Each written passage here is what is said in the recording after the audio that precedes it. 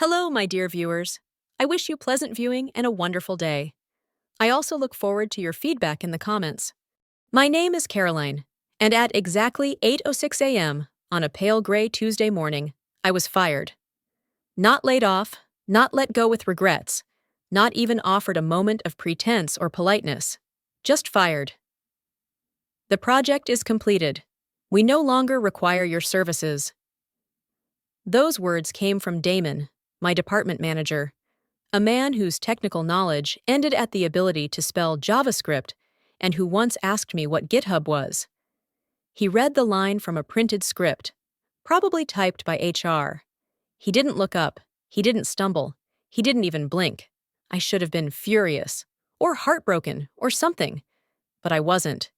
Instead, I sat in silence for 3 full seconds, watching him shuffle papers like he was uncomfortable being in the same room as the woman whose work had kept his job afloat for the last 3 years.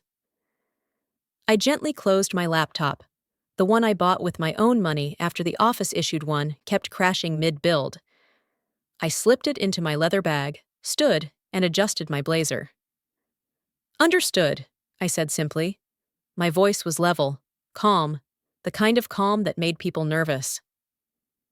Damon finally looked up then, maybe expecting protest or tears. He got neither.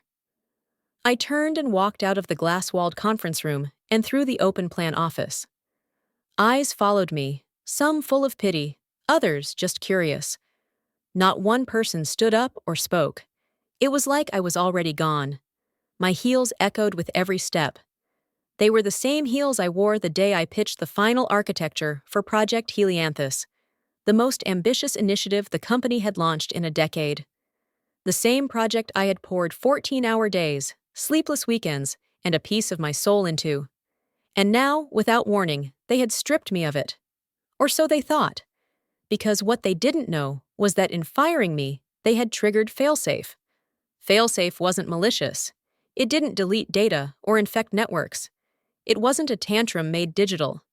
No, Failsafe was far more elegant. It was the intellectual equivalent of a seatbelt designed only for me.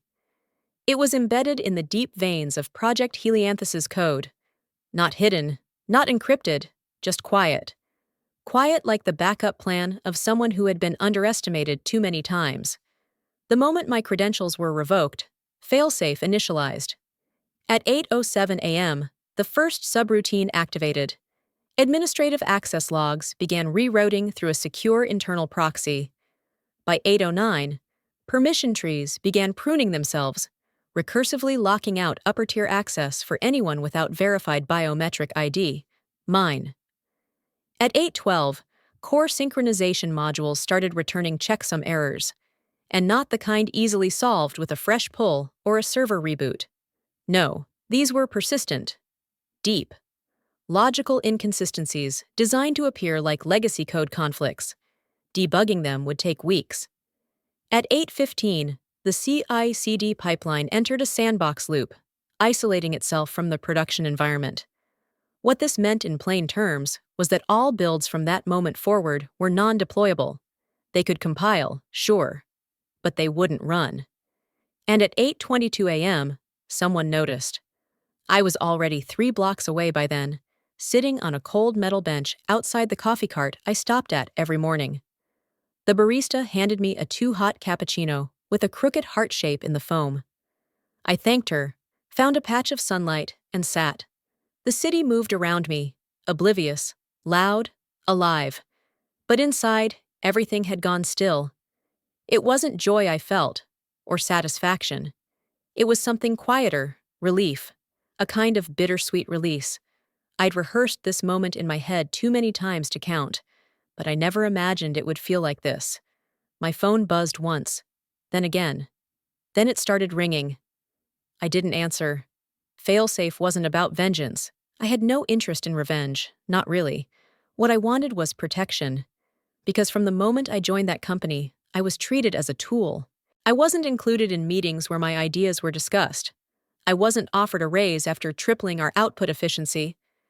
I wasn't even credited as a contributor in the white paper they published with my architecture at the core. So I did the only thing I could.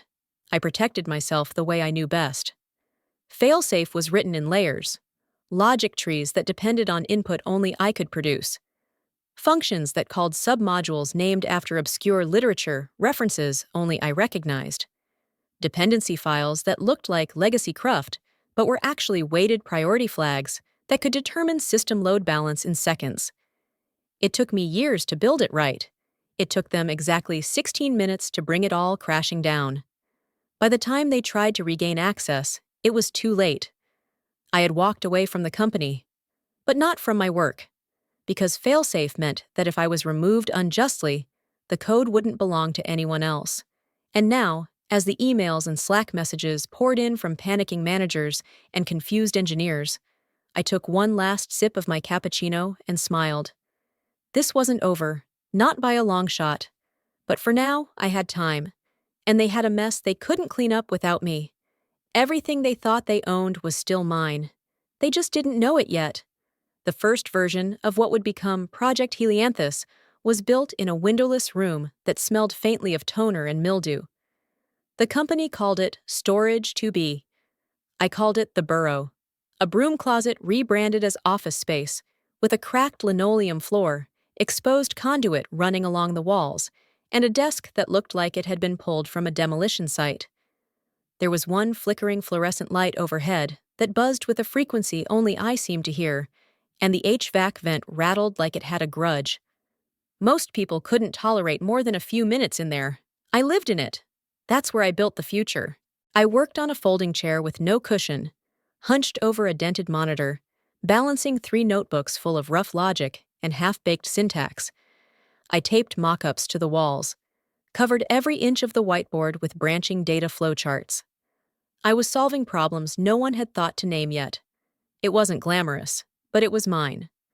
The original Helianthus prototype was ugly, messy, brilliant.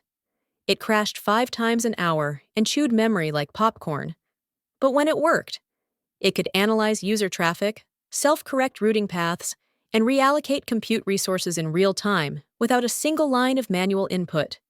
It made legacy load balancers look like rotary phones. I built it alone.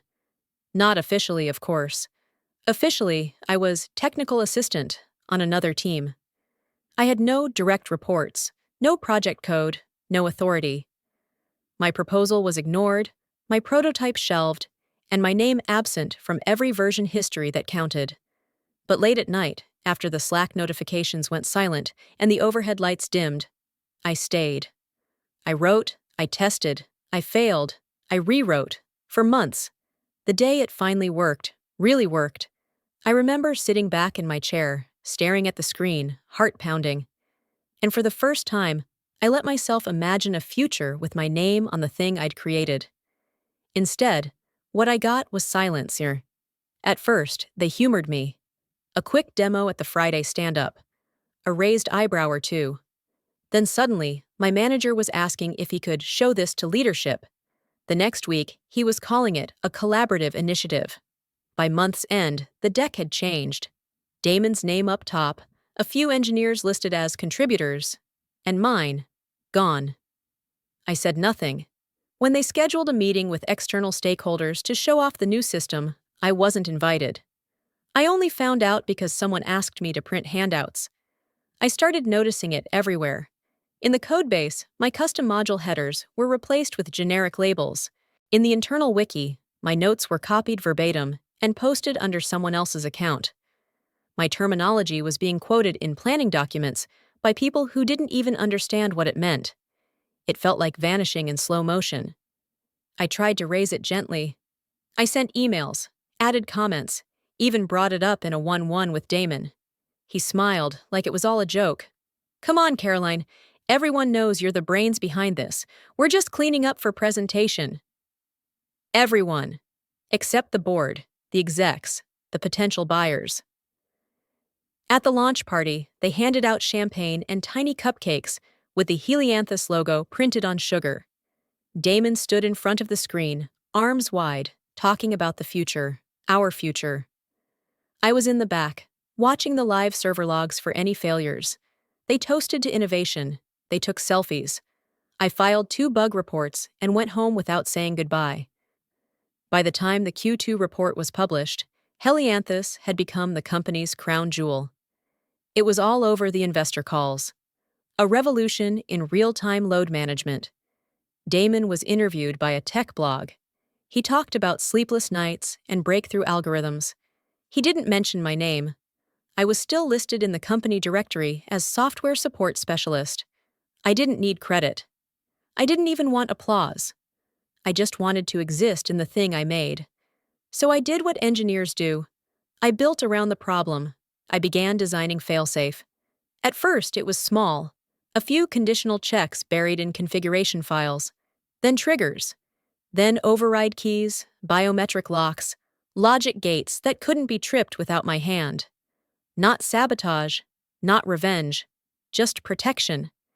If they were going to erase me from history, they wouldn't get to rewrite it without consequences, and they wouldn't know until it was too late. Failsafe was my name, written in fireproof ink, in the bones of the thing they tried to steal. And one day, they'd feel it. Her name was Lena Grafton. She was fresh out of grad school the first time I met her.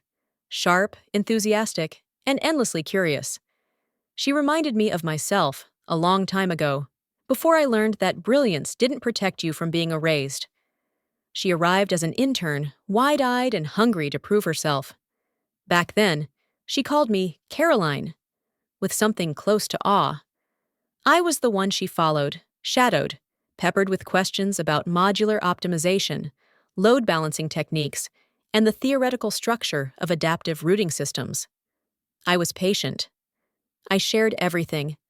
I stayed late to explain concepts she didn't understand, reviewed her code line by line, and celebrated her small breakthroughs like they were my own. When she transitioned to a full-time role, she brought me coffee the next morning and said, "I wouldn't be here without you."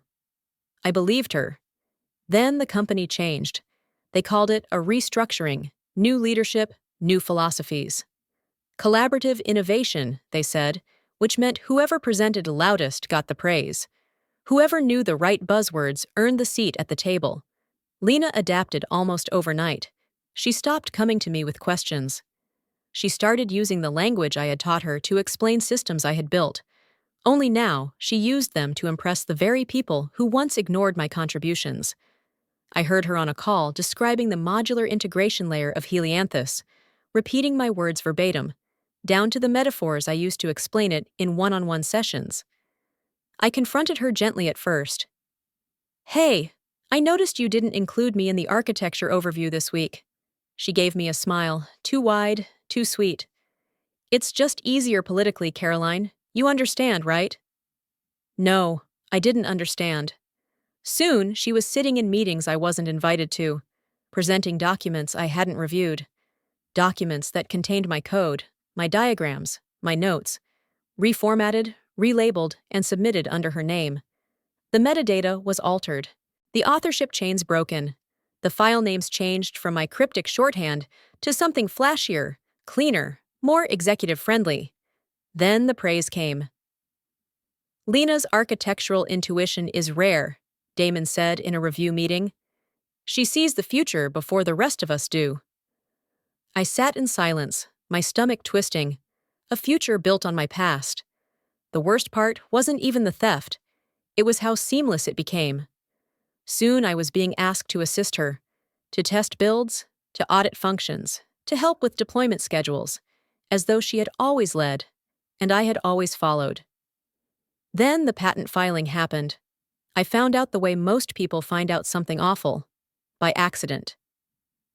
A Slack notification pinged early in the morning. An internal draft memo was accidentally sent to a wider group. I clicked it out of idle curiosity, and there it was. A detailed breakdown of Helianthus's dynamic routing protocols, with contributor attributions. Damon's name. Lena's name. Mine? Nowhere. I stared at the screen for a long time. I pulled the version histories, traced the origin of every function, compared the lines of code to my sandbox logs. Every core logic tree, every branching sequence, identical. Lifted clean from my work. I printed everything. Dozens of pages. Commit logs, header histories, documentation trails. I walked into Damon's office and requested a meeting. We sat in conference room D, tinted windows, flickering fluorescent light. A thermostat stuck at 76 degrees. It felt like a furnace. I laid the documents on the table. "This is my work," I said, calm, controlled. "Lena used my exact algorithms. She knows it. You both know it." Lena looked at Damon, waiting. Damon didn't even glance at the papers. "Caroline, the legal team has already approved the filing. It's finalized. Retroactive edits are messy." "Messy?" I said. My voice cracked. "You're pretending I don't exist. I built the architecture Helianthus is founded on." Lena folded her hands. "I built on your ideas, but that's how innovation works, isn't it?" I turned to her. "You wouldn't know what Helianthus was without me." She shrugged. "And yet, here we are." I turned back to Damon. "I'm not asking for a spotlight. I'm asking for credit, a name, a line in the documentation."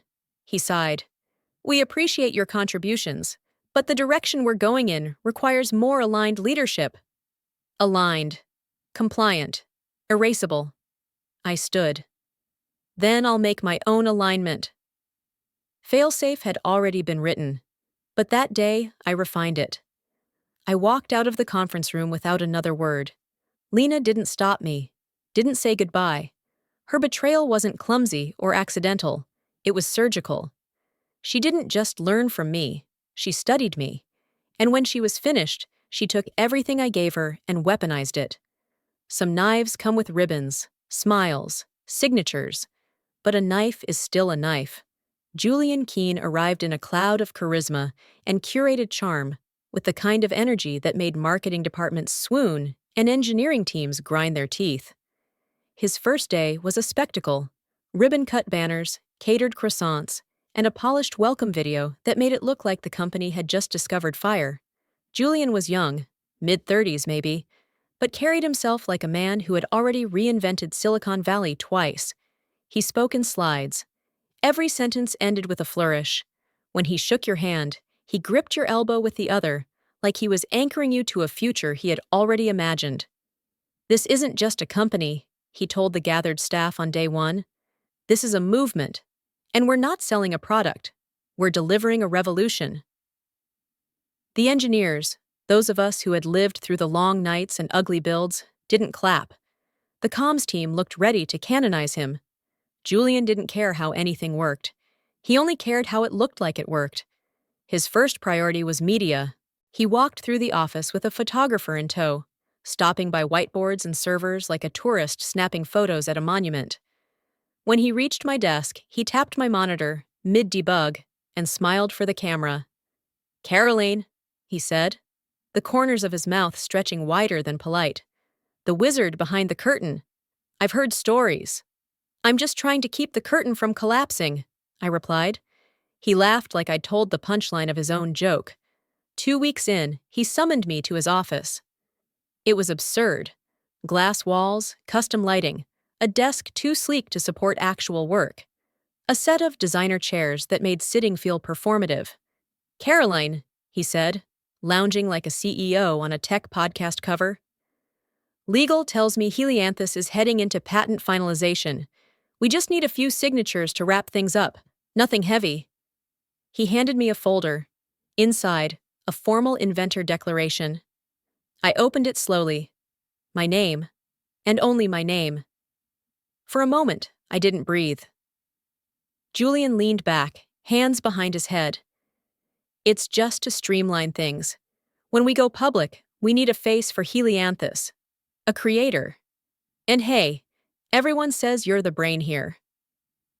He said it casually, like giving me my own legacy was a branding decision. But he didn't know what he was giving away. I kept my voice even. "So you're confirming me as the sole inventor?" "Absolutely," he said, grinning. "Don't worry, we'll put you front and center. You deserve the spotlight." He had no idea. Because this form wasn't just for PR, it was a binding legal admission. An acknowledgement of sole inventorship that, once signed and notarized, couldn't be undone without evidence of fraud. It was the most powerful weapon I could have hoped for. And he'd handed it to me with a smile. He didn't ask how the system worked, didn't ask who contributed. He didn't even notice the clause in the IP agreement that allowed for full revocation in the event of false authorship claims. He had no idea I'd drafted that clause myself. Failsafe had many triggers, but none so beautiful as this. I signed. Carefully, deliberately. Julian clapped once and stood. Fantastic.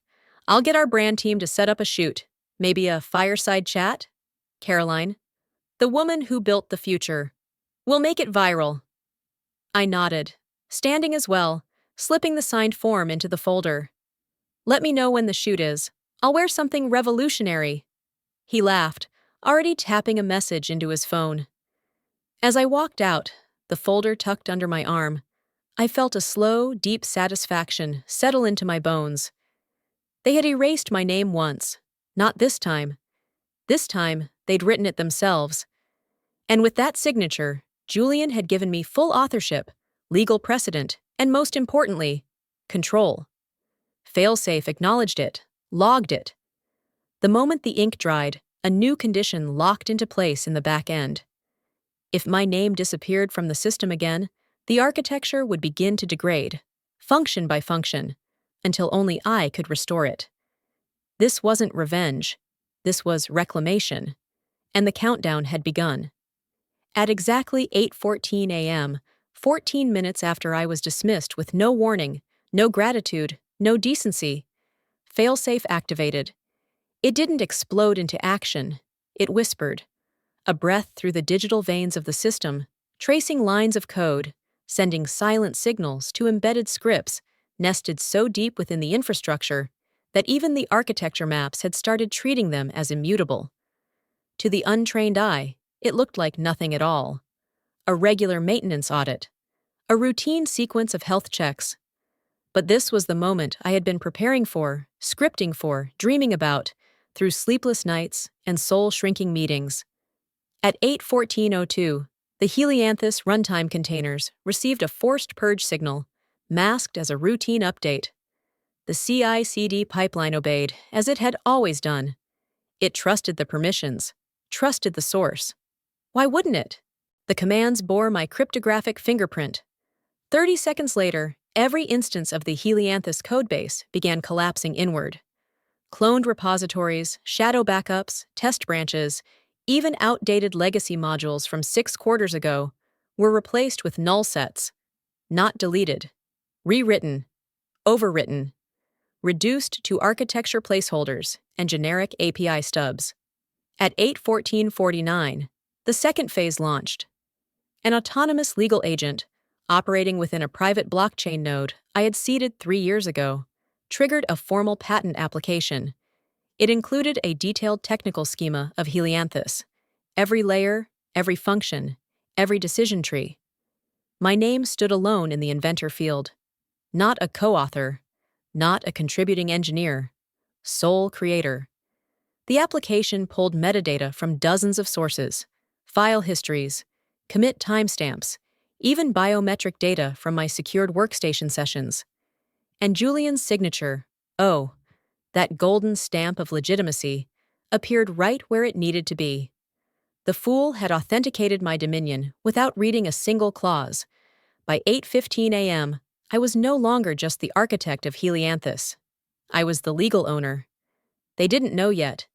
They were still sipping their first coffee, still congratulating each other on cutting costs, still blind to the teeth I had embedded in every line of logic. I sat quietly on a bench beside a noisy intersection, lukewarm cappuccino in hand, watching the world go by as my phone trembled with growing urgency.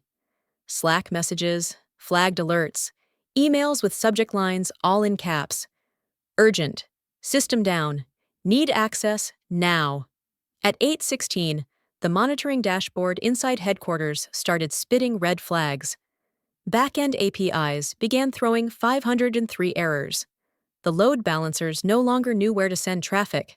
Traffic spikes looped without resolution. Recovery protocols failed to sync. An engineer attempted to reroute traffic manually, only to discover that the server addresses had re-encrypted themselves, the routing tables now pointing to null sockets. At 8:17, DevOps attempted a rollback, but the checkpoints had been invalidated, each one seeded with a checksum that only recognized one cryptographic key: mine. The systems refused to revert. They weren't just broken.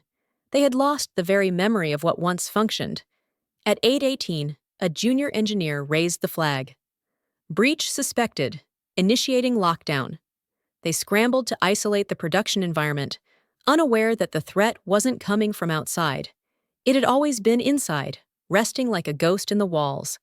At 8:19, Failsafe completed its third act. The Helianthus system console flashed an unfamiliar message. It was stark. It was final. Root integrity compromised. Please contact Caroline Vance for restoration protocol. My name, in full, in bold, impossible to miss. Panic swept through the office like a virus.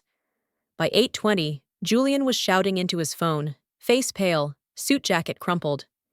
Engineers scrambled like ants on a flooded hill, their perfect stack diagrams unraveling with each passing second. HR began calling legal. Legal started calling PR. Whispers of breach, failure, liability filled the air. At 8:22, two directors from the board entered the war room. One demanded to know who Caroline Vance was. The other pulled up the patent application from the public ledger, time-stamped, sealed, irrevocable. And I sipped my coffee. At 8:24, the first client reported a system outage. By 8:26, a national logistics company warned of cascading failures in their infrastructure. At 8:29, a partner platform froze entirely. By 8:34, the support team had issued a Tier 1 red alert to all enterprise clients. By 8:45, the finance department began calculating breach of contract penalties, and by 9 a.m., the crown jewel of the company, Helianthus, was inert. Not destroyed. Not broken. Just inaccessible. They tried rebooting the whole server array. Twice. They pulled backup tapes. They contacted third-party cloud providers. They offered engineers triple-time bonuses to stay through the weekend. Nothing worked, because the code was still there. But without my permission, it was unreadable. Locked. And me? I was serene. Failsafe didn't damage. It defended. It didn't burn bridges. It locked gates. They hadn't just fired me. They'd tried to erase me. And in doing so, they handed me the keys to the kingdom. This wasn't retaliation. This was reclamation. And no one was coming to save them now. It was 9:12 a.m. The city bustled around me, horns blaring in bursts, sunlight scattering through the leaves of a tree over my bench. I was still nursing the same cappuccino, lukewarm now, with a film clinging to the rim of the paper cup. The noise of the morning commuters had faded into a distant hum. I sat still, legs crossed, phone face down beside me, letting the stillness settle around my shoulders like a familiar coat. Then it buzzed. Not frantic, not insistent. Just a polite vibration. One unread message, flagged urgent, from the International Patent Office. Subject: Patent application approved. Helianthus Adaptive Architecture. Filed by Caroline Vance. Status: officially granted. It was a simple line, just enough words to tilt the balance of power. There it was. Final, irreversible, enshrined in global record. My name, my blueprint, my creation. The lines of code I had nurtured through months of sleepless nights, through betrayal, through erasure. Recognized now not just as the foundation of a revolutionary product, but as mine. I stared at the screen, the weight of it settling into me, slowly, like a sunrise. For a moment, I let myself feel it. The rush, the peace, the vindication. But I wasn't the only one who received it. Across the city, across countries and time zones, inside the shimmering glass towers of headquarters, every senior employee with legal notification privileges received the same email. It pinged into their inboxes in real time, uneditable and undisguisable. Each executive, each board member, each investor proxy. Some received it while reviewing morning briefings, others mid-call, the subject line crawling ominously across smartwatch screens. A few, mid-sentence, fell silent. Julian, pacing the war room with a legal pad and a whiteboard full of half-baked strategies, froze. His assistant whispered something about a new email. He glanced at his phone, read the subject, and visibly paled. Lena, in her glass box office, sipping from a stainless tumbler, felt the blood drain from her face. Her hand trembled. She dropped the tumbler. It clattered to the floor, spilling lukewarm coffee across a patent mock-up, one that now meant nothing. One director stood up so fast, his chair toppled backward. Another whispered to the general counsel, "Is this final?" "Yes," she muttered, scrolling furiously. "It's been approved. Full rights. Patent is active." Chaos didn't break out all at once. It trickled in first, like a leak in a submarine. Then came the flood. The inboxes burst open with replies. Threads lit up. Attachments were forwarded, highlighted, screen captured. Printed copies were tossed on desks, waved in meetings, slammed on tabletops. Who signed this? Why weren't we alerted? Did no one check the filing? And inevitably, where is Caroline? The legal team scrambled to respond. They drafted a memo, then a counter-memo, then started pulling documentation, the IP chain of custody, the Git logs, the declaration form signed by Julian himself. Everything pointed back to me. One junior paralegal, brave or foolish, said aloud, "She didn't hack anything, she just took back what was hers." At 9:30 a.m., emergency meetings overtook the schedule. Executives were yanked out of sales calls. Developers were told to stop what they were doing and attend the all-hands. HR was instructed to begin preemptive exit interviews. By 9:35, rumors reached the investor group chat. By 9:40, a member of the board called the CEO directly. The panic was no longer confined to their floor. Whispers turned into shouts. The finance team tried to assess the damage. Legal drafted possible cease and desist letters, then realized there was no one to send them to. I hadn't violated anything. I had followed their protocols, used their tools, accepted their own signatures. And by 9:47 a.m., the official internal bulletin hit every employee's inbox. All technical issues regarding Helianthus are currently under review. Please refrain from external communication regarding system status until further notice. No mention of me. No acknowledgement of the storm overhead. But it was too late for silence. Tech blogs had already picked up the story. Screenshots leaked. Anonymous tips were posted to forums. Hashtags started trending. Helianthus heist. Vance reclaims. The woman who built it. Headlines followed. Patent shocker. Former employee regains full rights to Helianthus architecture. The woman who built it and took it back. Tech giant faces meltdown after internal ownership scandal. A leaked internal memo revealed the whole sequence. My name was now being said out loud in the boardroom, followed by words like leverage, liability, and lawsuit. I watched it all unfold from my park bench. My name danced across Twitter. My photo, one scraped from an old conference talk, ran beside headlines. They had tried to scrub me from existence, and now they couldn't scroll without seeing my face. I refreshed the feed, sipped the last of my coffee, tossed the cup in the bin. My lips curled at the edges. Not quite a smile, more a satisfied exhale. No rush. They could chase ghosts all day. I had already won.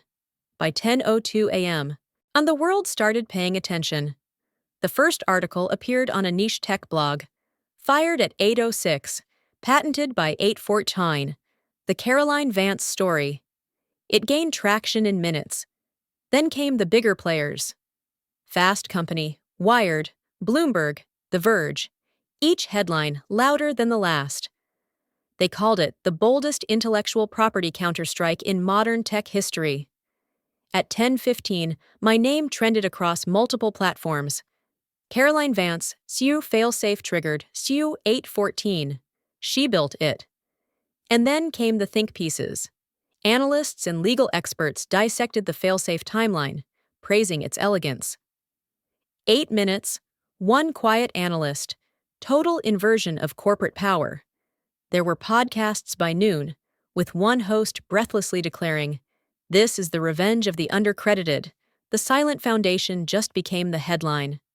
I sat quietly in the corner of a quiet cafe, 2 blocks from headquarters, sipping an espresso. The barista had offered a free refill, not because she knew me, yet, but because, as she said, I looked like someone having a moment. She had no idea. Across town, the company's legal department was scrambling. Internal Slack channels lit up like Christmas trees. A dozen employees forwarded me panicked screenshots, all anonymous, all stunned. Why didn't anyone verify the patent trail? She filed it through an external entity. How the hell didn't we see this? We have no active license. She revoked it. It's gone. Executives tried to contain the fallout, but it was too late. The stock price began its descent at 10:22 a.m. A subtle dip at first, then a plunge. A billion-dollar hemorrhage.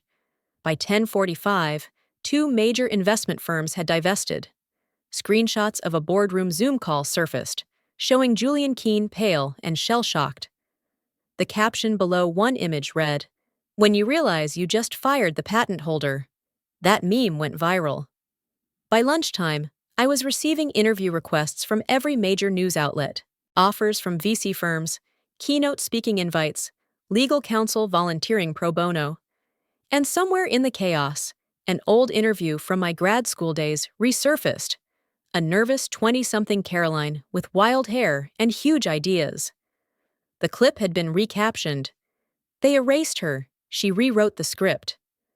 Meanwhile, inside the walls I'd just exited, a different storm brewed.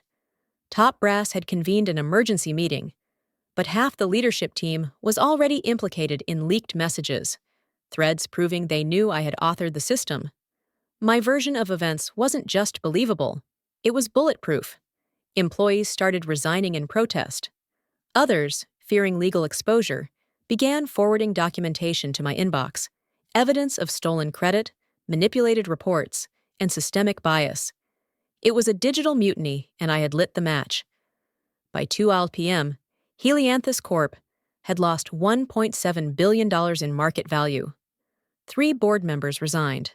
Internal sources confirmed SEC inquiries had been triggered. Still, I didn't celebrate. Not outwardly, I just watched. Because this was never about revenge, it was about being seen, about showing every woman, every underestimated coder, every erased contributor. That silence doesn't have to be forever. That one line of code, one signature, one failsafe, can shift the world. And that's exactly what I'd done. The cafe had emptied of its morning bustle. Now, a quiet hum lingered, soft jazz from the overhead speakers, the occasional clink of ceramic cups, and the gentle rhythm of people typing in isolation. The world outside carried on like it always had, unaware it had changed. And me? I sat still, a second chamomile tea steeping before me, lukewarm, untouched. The sun had arced into its late afternoon glow, slicing light across my hands where they rested on the table. My inbox blinked again. Another encrypted message. Subject, strategic opportunity, discretion requested. The sender's domain, one of our former competitors. Bigger, more ruthless. Polaris Group. I hesitated before opening it, already anticipating the tone. Sterile but flattering, urgent but polite. Caroline, let me begin with admiration. What you've accomplished in a single morning has done more to disrupt industry norms than most of us have achieved in years. We would like to meet. Immediately. I'm authorized to extend a partner-level offer within Polaris's Next Tech division. Lead your own lab. Total autonomy. Patent protection. Equity stake. Let's talk. C. Langston, Executive VP. Polaris Group. Read it again, slower this time. A partner-level offer. Lead my own lab. Autonomy. Equity. My name at the top, not buried in a footnote, not lost in a press release. Then another alert buzzed. Subject: an invitation from Meridian Arc Meridian was a behemoth. Their model was acquire and scale, their reach global. I hadn't worked with them directly, but I knew they'd circled Helianthus more than once in the past year, like vultures waiting for the week to fall. We've followed today's developments with keen interest. I speak for the board when I say, we see in you a visionary whose impact is just beginning. We would be honored to bring you into our fold. We're offering full directorship of Meridian Arc's AI sustainability arm, backed by a $20 million budget, a global team, and immediate public announcement if desired. We're ready to start as soon as you say yes. V. Singh, CTO. The third message came 5 minutes later, from a European think tank specializing in ethical AI development. Then another, and another, 6 offers total, 3 from tech conglomerates, 2 from nonprofit incubators, and 1 from a VC fund that had helped build 3 unicorns.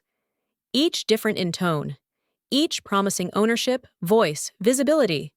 They used phrases I'd never seen in my inbox before. We defer to your authorship. You'll define the roadmap. You set the agenda. We follow your lead.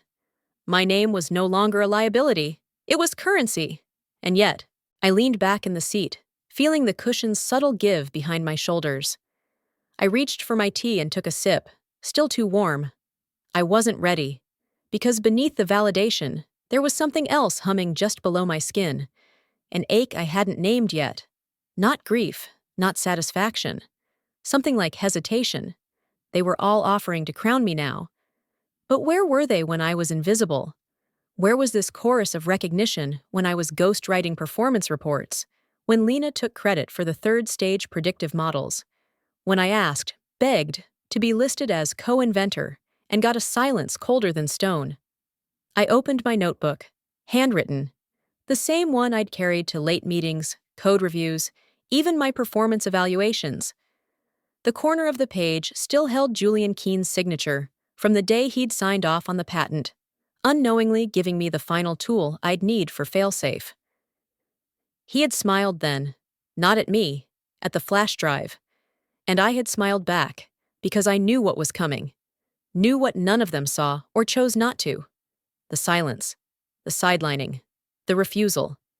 It had all been the prologue. This was the story. But now that the story was mine, I wasn't sure if I wanted to sell it. A man in a navy suit entered the cafe. He scanned the room once, then again. His eyes landed on me. He didn't approach, but I saw the subtle twitch of recognition in his jaw. His phone buzzed. He answered it quickly, then left. Just as quickly. A scout. One of many, I imagined. They were probably watching the building, maybe even tracking my digital footprint. For the first time, I realized I had become a prize. Not a partner, not yet. And that gave me pause. Because I didn't want to be a trophy they could mount in their next earnings report. I didn't want to be the face of a press release and then the ghost behind the curtain once again. I wanted permanence, integrity, control, and I wanted to decide how I was remembered, not as the girl who beat the system, but the one who built the next one from the ground up. The thought crept in like fog. I could start my own. No board, no filters, just purpose and precision. And people like me, erased and overlooked, given space to create, not just survive. I didn't need a kingmaker. I was already queen. I looked down at the 6 offers, unread threads glowing on my laptop screen. I didn't open them, not yet. Instead, I opened a new document. Title: Sovereign Labs, Proposal VI 0.1. At exactly 6:47 p.m., the silence broke with a single chime. The subject line was as sterile as the conference rooms I used to sit in. Resolution proposal, private and confidential. I recognized the sender immediately, Julian Keen. I didn't open it right away. Instead, I stared at it, watched it blink on the screen like a pulse that didn't belong to me anymore. I was still in the same cafe. The staff had changed shifts. The light outside had cooled from amber to indigo. My tea had long gone cold. The world outside moved with the casual certainty of people who didn't know what just burned down behind glass walls a few blocks away. And me? I wasn't celebrating, I was observing, watching everything unfold from a high place in my mind. Detached. Quiet. Like the eye of a storm that knows it doesn't need to spin to be powerful. Eventually, I clicked. Dear Caroline, following today's events, and in the spirit of resolution, we, at Helianthus Corp., would like to extend an offer intended to acknowledge your contributions and ensure a mutually beneficial outcome. We are prepared to purchase full rights to the Helianthus system, including associated patents, trademarks, code assets, and technical documentation, for a total of $8 million USD. This offer also includes a 2-year consulting agreement, under which you would serve as lead systems engineer with a fixed annual salary, full benefits, and a performance bonus structure. We believe this path offers closure for all parties and the opportunity for collaboration in good faith. We trust that you will consider this proposal seriously and respond at your earliest convenience. Sincerely, Julian Keene, Chief Executive Officer, Helianthus Corporation, $8 million, a 2-year leash, and a title that meant nothing.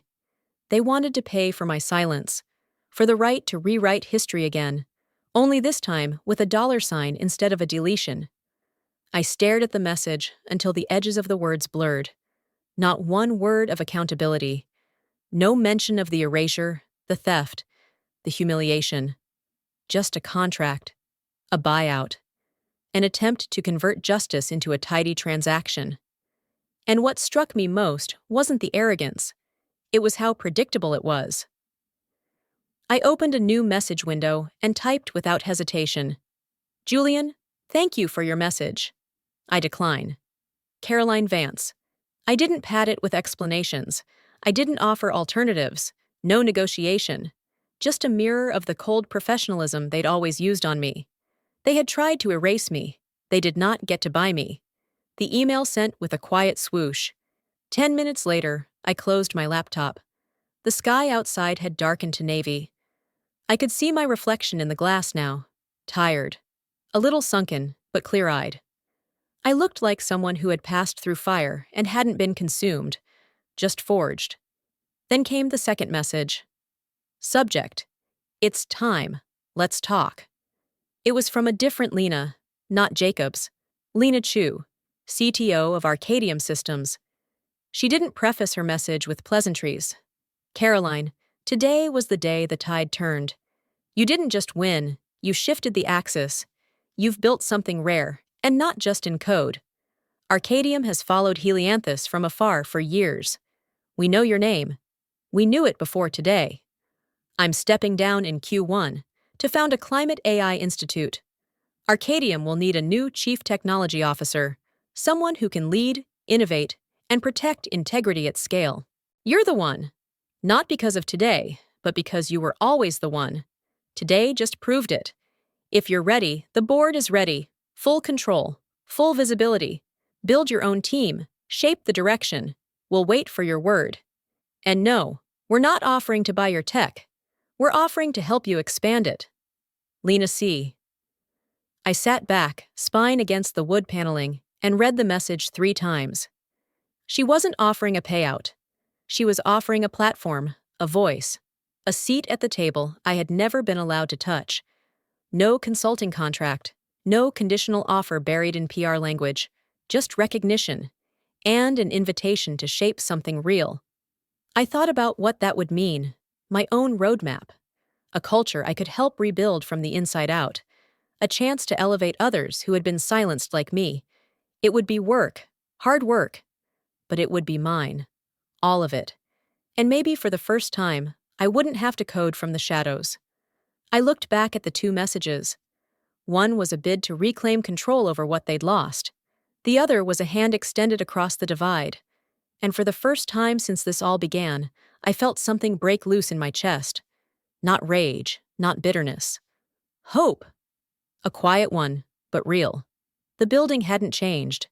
Its glass facade still gleamed with cold confidence, reflecting the gray morning sky like a shield. Commuters moved past me with practiced urgency, coffee cups in hand, Bluetooth earbuds tucked into ears. From the outside, Helianthus Corp remained what it had always been: polished, efficient, forgettable. But I wasn't here for them. I was here for me. The security badge I kept in my wallet, a leftover they hadn't bothered to deactivate, still worked. The turnstile clicked open.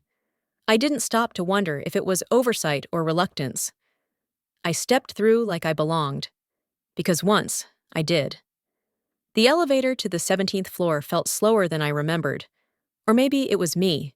Maybe time simply moves differently when you're walking back into the place where you were erased. I watched the numbers tick upward. The mirrored walls showed a woman standing alone, steady, not triumphant, not angry, clear. The doors opened with a soft chime. Familiar carpet, familiar hum of whispered meetings behind glass doors. The scent of industrial coffee and artificial lemon cleaner. Home of the uncredited, the brilliant, the silenced. I walked the hallway slowly. Every eye turned. Whispers halted mid-sentence. Someone dropped a stapler. I passed Lena Jacobs near the design bullpen. She froze with her phone in hand, thumb hovering over the screen. Her lips parted, but no sound came out. I didn't stop. I didn't look at her. I wasn't here for her either. My desk was still there. Tucked by the window, sunlight catching the edge of the monitor they hadn't even bothered to reassign. The chair had been moved, the surface wiped clean, but the nameplate was gone. I reached into my coat pocket. The brass rectangle was warm from my palm. I'd kept it with me, not for sentiment, but for this exact moment. I placed it back in its rightful spot. Caroline Vance, Senior Systems Architect. A title that no longer meant anything to me, but it meant something to them. That's why I left it. For clarity. I reached into my bag and took out a small matte black USB drive. Plain. Ordinary. A silent artifact with extraordinary weight. I set it down gently beside the keyboard, and under it, a single white note card, neatly hand-lettered. Next time, read what you sign. No signature, no logo. Just that. A sentence that was not a threat, not a boast, a final line, full stop. Inside the USB was a copy of the signed patent authorization. The one Julian had carelessly approved in his rush to claim credit, not realizing that in doing so, he gave me everything. I didn't delete anything from their servers today. That was yesterday. Today wasn't about code. It was about memory. I straightened the monitor slightly and wiped a smudge from the desk with my sleeve. Then I stood back and took one last look. It wasn't nostalgia that filled me. It was justice and closure. When I turned to leave, I saw them, clustered near the break room, pretending to sip coffee, pretending not to stare. Managers, analysts, engineers. Some looked away quickly. A few held my gaze. I saw something in their faces I hadn't seen before. Not pity, not judgment, respect, and something close to fear. I passed Julian's office last. The frosted glass was still labeled with his name. The door was shut, but I could imagine him inside, unshaven, unmoored, pacing in front of a whiteboard filled with half-erased ideas that no longer worked. Maybe he'd already seen the press, the trending hashtags. Maybe the board had already asked for his resignation. Maybe not. None of it mattered anymore. Outside, the air was cooler than expected. The sky had begun to shift from gray to gold, the first threads of sunlight sneaking between the clouds. I walked away with no plan to return. No regrets, no fire in my chest, only lightness. I had been discarded, then underestimated, then feared. But now, I was free. Free to build something without theft, without ceilings, without compromise. I turned the corner, away from the steel and glass, toward the city that was waking up. A new story waited, and this time, it would begin with my name. First, middle, and last. Let me know if you'd like an epilogue or another story next. Night had settled over the city like a soft, dark quilt. The glow from my monitor cast long shadows across the floor, illuminating stacks of research books, scribbled diagrams, and the steaming cup of chamomile I'd poured 20 minutes ago but hadn't touched. Outside, distant sirens melted into the hum of traffic. My apartment was silent, warm, still, everything my old office never was. But that memory had returned again, as vividly as if I'd been dropped back into it. It had been on a Wednesday, a meeting room named after some extinct tree. The irony hadn't struck me at the time. I'd worn a green blouse, clean lines, no frills, chosen to project seriousness, confidence. I had rehearsed what I would say for days, trimming emotion, sanding down the sharp edges. Just facts, just logic. "I'm requesting formal recognition," I'd said, voice steady, eyes focused on the senior VP of product. "As co-author of the Helianthus architecture and co-inventor on the related patent filings." Next to him sat Lena Jacobs, my former student, now promoted into middle management like a plant groomed to block sunlight. Her mouth twisted slightly, not quite a smirk, not quite surprise. Then came the silence. 10 seconds, then 20. No rebuttal, no acknowledgement, just stillness, as though I hadn't spoken at all. Lena flipped her pen once in her hand, then tucked it neatly into her notebook. The VP didn't even make eye contact. And that silence, that absence of even a polite refusal, told me everything. They didn't think I had power. They didn't think I had options. I was a shadow they had already walked past. But what they didn't know, what they never cared to know, was that I had already begun building my own contingency plan. I had backups, logs, traces, legal scaffolding built quietly in the dark. I'd been preparing for that exact moment, not to beg again, but to document their failure. Because I knew the system better than anyone. I had built it, and I knew exactly how to reclaim it. That memory lingered now as I stared at the headlines splashed across my open browser windows. Helianthus Corp. Facing investor exodus after patent scandal. Tech giant implodes. CTO resigns amid allegations of IP misconduct. Carolyn Vance, the quiet genius behind the system. One even read, "The woman who walked out with the crown." A week ago, no one was saying my name in public. Now it was everywhere, printed, analyzed, praised, but none of it could undo the hollow coldness I'd felt in that conference room, when my voice was met with nothing but silence and the soft scratch of a pen that wasn't even taking notes. Still, justice didn't always roar. Sometimes it arrived quietly. Like now, Helianthus Corp. Was crumbling. Slowly, but visibly. Their fourth major investor had pulled out that morning, citing severe breaches of strategic judgment. The fifth, I'd heard, was in discussions to divert funding to a competitor, one of the three who had already signed private agreements with me. Because Helianthus no longer owned Helianthus. The architecture, the logic, the systems, the deep learning iterations, all of it was mine again. And I had relicensed the system under a new name, redrafted with tighter safeguards, smarter ethics, and fully independent infrastructure. 3 companies were already running it in pilot form. By the end of the month, 2 more would be live. Unlike Helianthus, they had paid for it, up front, with attribution. And each implementation bore a new name at the top of every document, every schematic, every server authentication file, created by Carolyn Vance. I clicked through one dashboard now, one of the newer licensees, a startup specializing in precision climate analytics.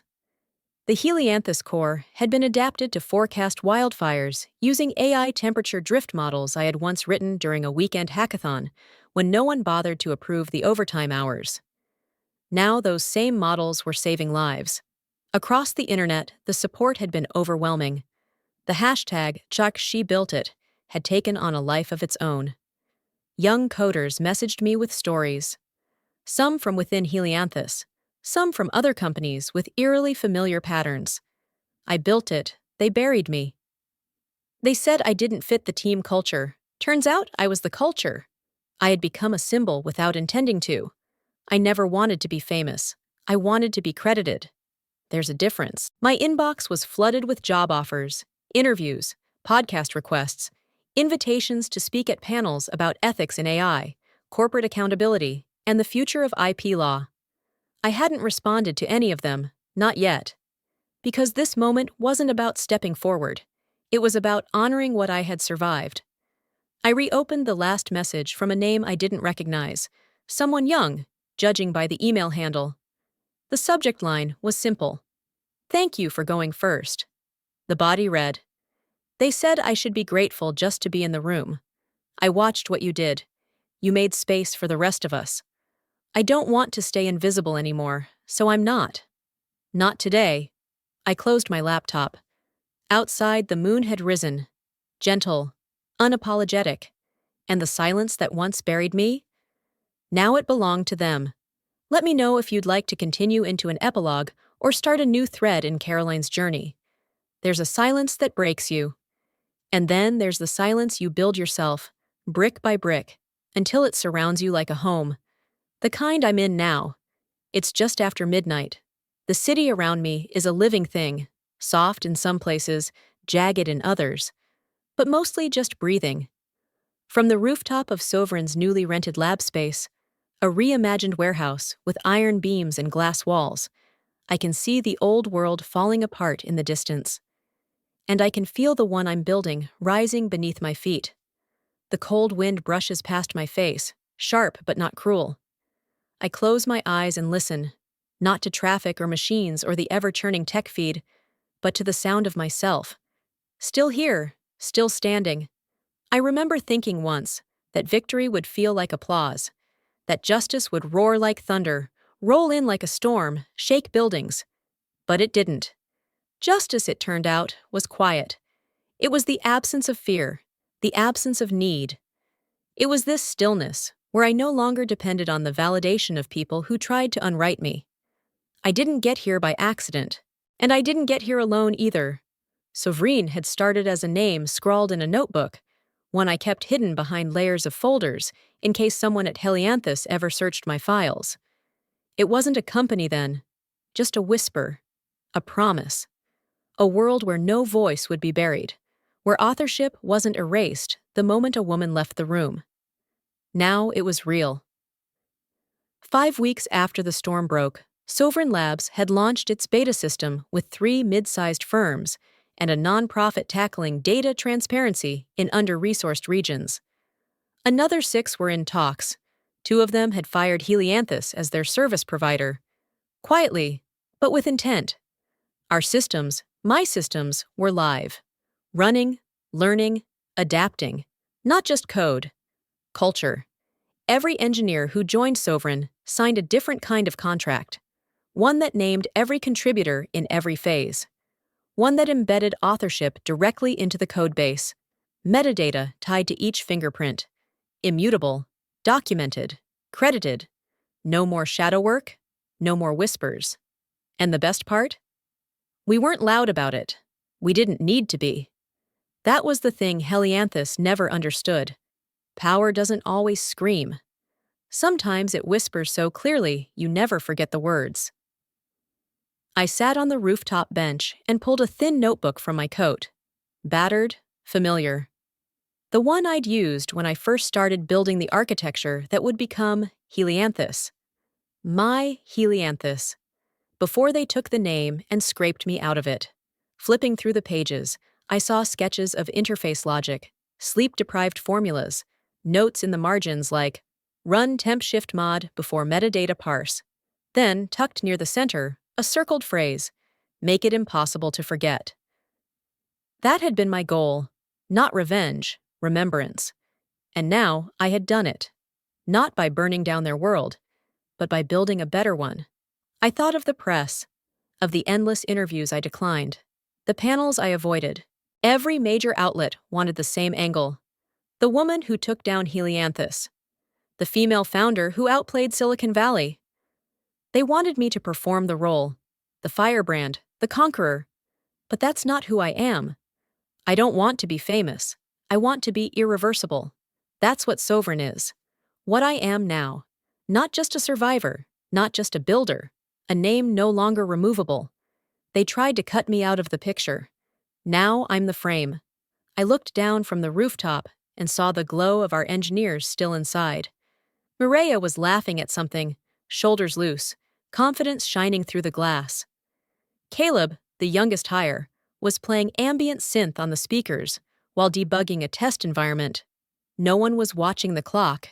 No one was afraid. Because they knew they mattered. Because they knew I'd built this place to protect people like us. I had created a system that wouldn't let another person be swallowed the way I had been. Not quietly. Not this time. And Helianthus? They were fading without a fight. The media was circling the remnants, but the people at the center? They were already gone. Board resignations. Legal reviews. Julian.